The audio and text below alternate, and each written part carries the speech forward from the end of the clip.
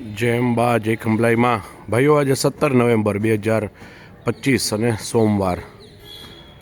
આવતું વર્ષ સૂર્યનું વર્ષ છે 2026 અને 2027 ચંદ્રમાનું વર્ષ. સૂર્યનારાયણ દેવ અત્યારે શિવાલયની ઉપર જળહળાટ 15 કરોડ 36 લાખ કિલોમીટર દૂર ultimate source of energy the sun. તો તમામ ગ્રહોના અધિપતિ સાથે સાથે આપણે દેખાડવાનું એ છે કે 12 એપ્રિલ 2025થી શરૂ કરેલું અને 18 ઓક્ટોબર 2025 ધનતેરસના દિવસે જેની તળાવ મધ્યે શુભ પૂર્ણાહુતિ થઈ એવું અનુષ્ઠાન. મેં કીધું ને કે ભગવાનને આપણે સસ્પેન્ડેડ ના રાખી શકીએ કે ઈશ્વર હે જગદંબા, કેવું સરસ બ્લુ સ્કાય લાગી રહ્યું છે. જુઓ, એકદમ neat and clean, beautiful, natural colour છે. તો આપણે ભગવાનને એવું ના કહી શકીએ કે માં હવે 18મી ઓક્ટોબરે અમે ધનતેરસ છે એટલે અનુષ્ઠાનની પૂર્ણાહુતિ કરી દીધી, હવે અમે 14મી ડિસેમ્બર યજ્ઞ શરૂ કરશું, ત્યાં સુધી તું રાહ જો. તેવું તો ન થઈ શકે. એટલે આપણે વર્ષોથી અનુષ્ઠાનને જ્યારે મુખ્ય સંખ્યામાં આપણું જ્યારે લક્ષ્યાંક પૂરો થઈ જાય પછી આપણે એને નિજ મંદિરે કન્ટિન્યુઅસ કરીશું. એટલે તળાવ મંદિર પણ આપણું સિદ્ધ થઈ જાય છે અને નિજ મંદિર પણ સિદ્ધ થાય. તો અત્યારે આપણે માંડલ માન્ય નૃત્ય મંડપની સામે 9 ભૂદેવ દરરોજ બેસે, નિત્ય ક્રમ મુજબ બેસે. અહીંયા તળાવ મંદિરે 6 ચંડીપાઠ થતા હતા, અહીંયા 7 ચંડીપાઠ, કેમ કે સંખ્યા ઓછી હોય એટલે ધ્યાન વધુ રહે.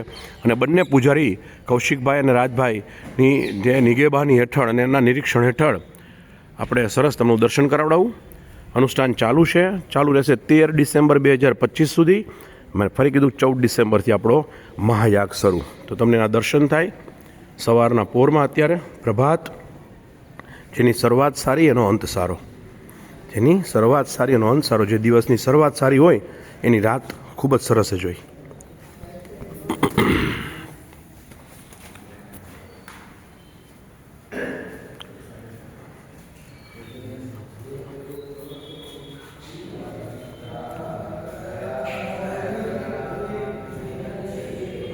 સમય સાચવી લેજે માં, કાલની પણ કાલ મહાકાલ, એની પણ કાળ મહાકાલી.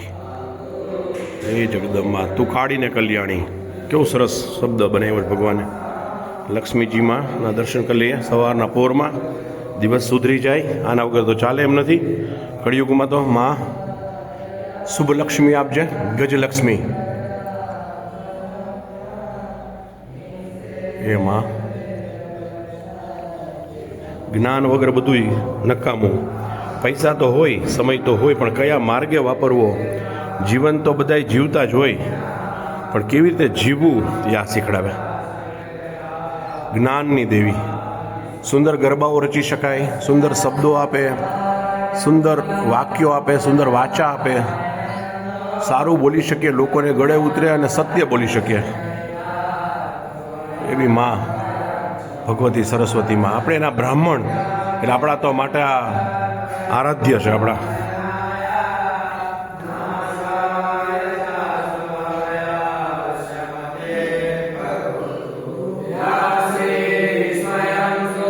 રક્ષક ભૈરવ દાદા.